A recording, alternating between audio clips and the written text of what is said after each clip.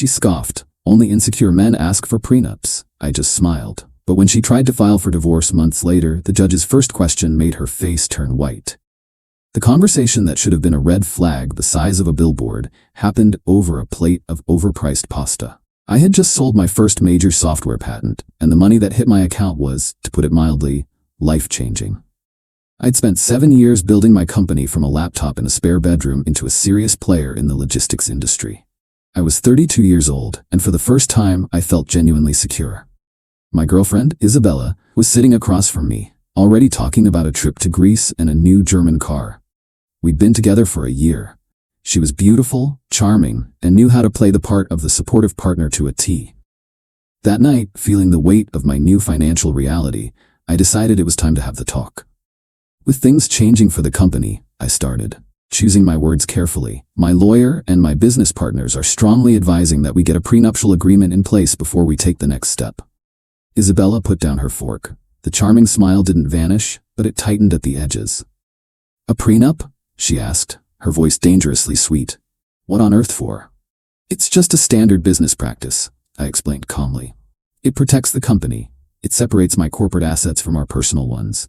It's not about us, it's about protecting the business my partners and I have built." She let out a short, sharp laugh. It was a sound that was completely devoid of humor. She looked me dead in the eye, her expression a perfect blend of manufactured hurt and condescension.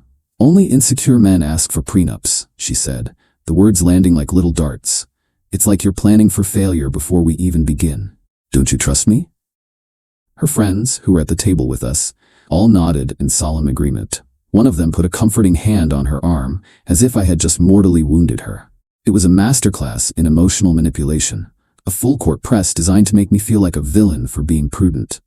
I didn't argue. I didn't get defensive. I just smiled, a calm, easy smile. "You're right," I said, picking up my wine glass. "It's a conversation we don't need to have." The relief on her face was palpable. She thought she had won. She thought her emotional performance had successfully shut down a difficult conversation and secured her future access to my life's work. She squeezed my hand across the table and said, "I knew you'd understand." I did understand. I understood everything perfectly. I understood that she saw my life's work not as something I had built, but as something she was about to acquire. I understood that she saw trust not as a bond between two people, but as a key to a vault. I paid the bill, we went home, and life seemingly went back to normal. She believed the topic of a prenup was dead and buried. She had no idea that I had just started a completely different kind of legal process. She had scoffed at a shield. She never even thought to look for the sword. Update 1. It's been 8 months since the prenup incident. For those 8 months, I have been the most perfect, devoted fiancé a woman could ask for. And for those 8 months, I have been meticulously constructing a legal fortress that Isabella has no idea even exists. Thanks for the comments on the first post. A lot of you said to run for the hills. I'm more of a stand my ground and fortify my position kind of guy. After she shut down the prenup conversation, I did exactly what I said I would do. I dropped it. Completely. Instead, about a month later, I proposed. I did it the way she'd always fantasized about, at a scenic overlook with a professional photographer hiding in the bushes. The ring was exactly the one she'd pointed out a dozen times. She cried, she said yes, and the pictures were all over her social media within the hour, captioned with a nauseating quote about soulmates. The wedding planning began immediately, and so did phase 2 of my plan. About a month into the planning, I sat her down for a boring financial talk. "Babe," I said with a slightly tired sigh, "my accountants are driving me crazy. With the company's new valuation, they're insisting we restructure some things for tax and liability purposes before the wedding. It's incredibly dull, but it's something we have to do." She looked interested. The word valuation always got her attention. "They need us to sign something called a marital property agreement," I explained. "It's not a prenup," I added quickly, seeing her eyes narrow. "It's a corporate formality. It just designates the business itself as a separate entity. So if, for example, someone sues the company, our personal assets, our house, our savings, are protected, and vice versa. It's to protect us." I framed the entire thing as a shield to protect our future home and family from the business. It was the exact opposite of a prenup, which she saw as a shield to protect the business from her.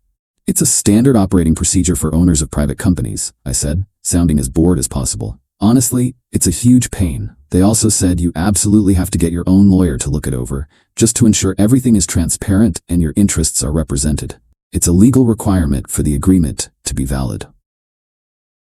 This was the masterstroke. By insisting she get her own lawyer, I was not only making the future agreement ironclad, but I was also making myself look like the most fair, transparent partner in the world. Her reaction was exactly what I'd predicted. She was arrogant. She thought she'd already won the war by defeating the prenup. This was just a minor skirmish, a boring piece of paper she had to sign. She hired a lawyer, but she didn't hire a killer corporate attorney. She hired a family friend who mostly handled real estate closings. She wanted the appearance of due diligence without the expense or the hassle. My lawyer, a man who eats corporate sharks for breakfast, drafted the marital property agreement. It was a work of art. It was dense, full of legalese, and looked exactly like the boring corporate document I had described. But buried in the section on asset definition and segregation, it stated in clear, unambiguous terms that the company, all its shares, assets, intellectual property, holding companies, and, this was the crucial part, any and all increase in its value from the date of the signing onward, would be considered my sole and separate property, not subject to division in any potential dissolution of the marriage.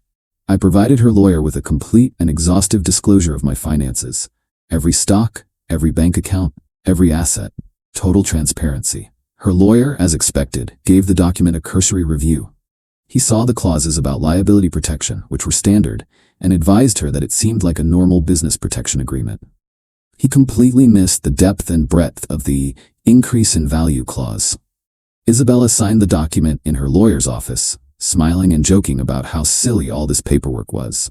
She was so focused on the idea that she had avoided the insult of a prenup that she willingly signed something 1,000 times more restrictive. A prenup would have defined what she'd get in a divorce. This agreement defined what she would never get. We got married 2 months later. It was a lavish affair, funded entirely by me, of course. She looked beautiful. As we stood at the altar, I felt a strange sense of peace. The vows we were taking were a lie, but the document I had in my safe at home was the absolute truth. Update 2. Our first year of marriage was a case study in her true character. With the wedding ring on her finger and the belief that she had secured a 50% stake in my future, Isabella's behavior shifted from charming girlfriend to entitled empress. The change was gradual at first, then accelerated like a car going downhill with no brakes. Her career, which had always been a vaguely defined consulting job, evaporated entirely. Her days were now filled with shopping, spa appointments, and long lunches with her equally unemployed friends. The spending was astronomical. Designer clothes, jewelry, weekly redecorating whims for our house. She treated my credit card like it was a magic wand that never ran out of power. Her attitude towards my work also changed. My cute little hobby was now our asset. She'd refer to the business as our company in conversations with her friends. She started offering unsolicited advice on business strategy, gleaned from articles she'd read in luxury lifestyle magazines. She once suggested we should pivot the company to create a logistics app for the fashion industry, because that's where the real money is. The condescension became a daily occurrence. She'd belittle my long hours, not understanding that those hours were what funded her extravagant lifestyle. "You're always so stressed," she'd say with a sigh. "You should really learn to relax and enjoy the fruits of our labor." Our labor. I'd be coming home from a 14-hour day of closing a multi-million-dollar deal, and she would be complaining that the caterer for her garden party had brought the wrong kind of artisanal cheese.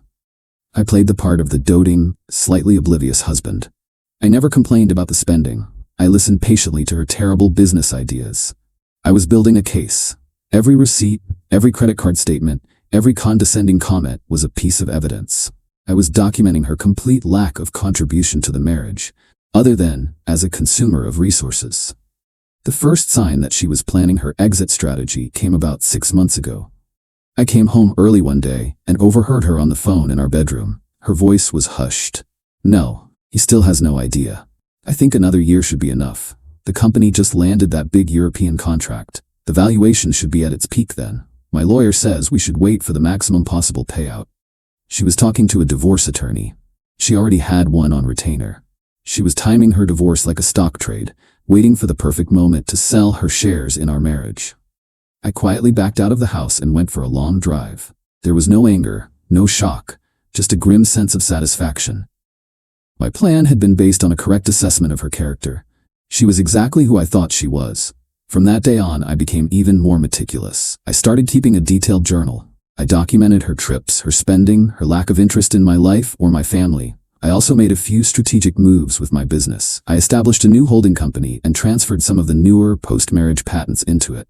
On paper, this new company looked like a marital asset. I even let her name be on some of the initial incorporation documents as a non-voting board member, a gesture she saw as a massive victory. She thought I was finally integrating her into the business. In reality, I was creating a decoy, a shiny object for her lawyers to chase, while the real value remained protected under the umbrella of the original company, the one covered by our marital property agreement. 2 months ago, she decided the time was right.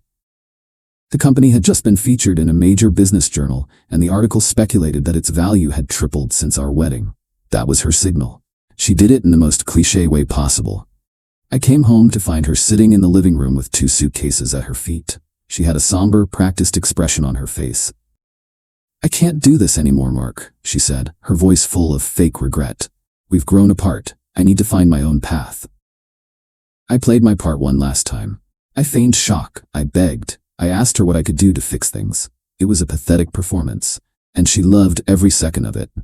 She stood up, looking down at me with pity. "It's not your fault," she said, a line so tired it should be retired. "Sometimes love just isn't enough. My lawyer will be in touch with yours." She walked out the door without looking back. She thought she was walking into her new life, a life of independent wealth, built on the back of my hard work. She had no idea she was walking into a legal slaughterhouse. Final update.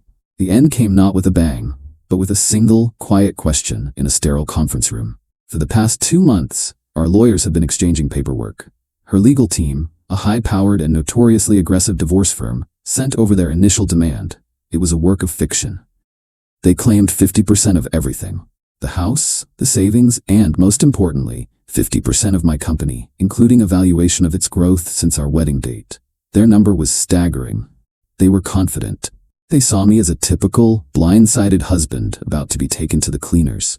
My lawyer simply responded with a copy of our signed marital property agreement and a request for a preliminary hearing to dismiss their claims regarding the business. Their response was telling. A flurry of confused emails, followed by a demand for an emergency deposition. They were rattled. They had clearly been kept in the dark by Isabella about the document she had so blithely signed. That brings us to last week. We were all gathered in a conference room at a neutral law firm for the deposition. Isabella was there, looking like $1 million in a power suit, a confident smirk on her face. She was flanked by her 2 expensive lawyers. I was there with my attorney, a man who has the calm, predatory stillness of a great white shark. Her lead lawyer started with a long, rambling monologue about Isabella's contributions to the marriage, how her support and social grace were instrumental to the company's success, and how she was entitled to her fair share of the marital enterprise. It was all nonsense, but it was the standard divorce playbook. My lawyer let him finish. He didn't argue. He didn't object. He just sat there, patiently waiting. When the other lawyer was done, my attorney leaned forward and placed a single bound document on the table. It was the marital property agreement. "We believe this document simplifies matters considerably," he said, his voice mild. Isabella's lawyer scoffed. "We're aware of that document. It's a vaguely worded corporate liability shield, likely signed under duress and without full comprehension. We will be challenging its validity." My lawyer just smiled. "On what grounds? Your client had independent legal counsel, whose signature is right here. We have proof of full financial disclosure, which your client and her counsel also signed off on. There was no duress. In fact, my client dropped the subject of a traditional prenup at your client's request, a gesture of good faith." Isabella was starting to look uncomfortable. This was not going according to her script. Then came the moment that the title of this story is all about. But it wasn't a judge. It was the court-appointed mediator who was overseeing the deposition, a retired judge with a reputation for cutting through nonsense. He had been quietly reviewing the document. He finally looked up, peering over his glasses, first at Isabella's lawyer, and then directly at her. He didn't raise his voice. He just asked a simple, quiet question. "Mrs. Thompson," he said, his voice dry as dust, "did you read the part of this agreement that you initialed on every page, specifically Section 4B, the part that explicitly excludes any and all increase in the business's value from the definition of marital property?" The room went completely silent. Isabella's face turned white, a ghostly, chalky white. Her confident smirk vanished, replaced by a slack-jawed expression of pure, uncomprehending horror. Her lawyers started shuffling through their papers, a look of dawning panic on their faces. They had clearly focused on challenging the document as a whole, never bothering to read the fine print that their own client had initialed. She just stared at the mediator, speechless. "Because," he continued, his tone still mild, "it seems very clearly written to me. It says right here that the company and all its growth are considered the separate, non-marital property of your husband. So I'll ask again. Did you read it?" She couldn't answer. She just looked at her lawyers, her eyes screaming with panic. The entire foundation of her case, the multi-million-dollar payday she had been planning for over a year, had just been vaporized by a single question about a document she had dismissed as an irrelevant formality. The deposition ended shortly after that. Her legal team was in disarray.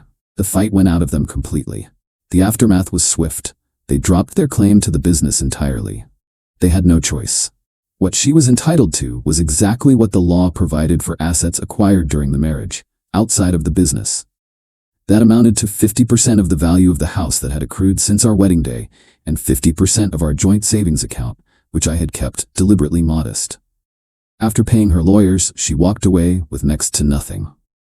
Certainly not enough to fund the lifestyle she had become accustomed to. She had to move out of the house. I heard she's living in a small, rented apartment, trying to resurrect her consulting career, which no one is buying. Her high-flying friends have predictably vanished. I'm sitting in my study, in my quiet house. The divorce was finalized last week. I'm free. My life's work is secure.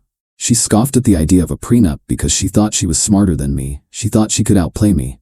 She learned the hard way that you should always read the fine print, especially when the person you're trying to scam is the one who wrote the contract.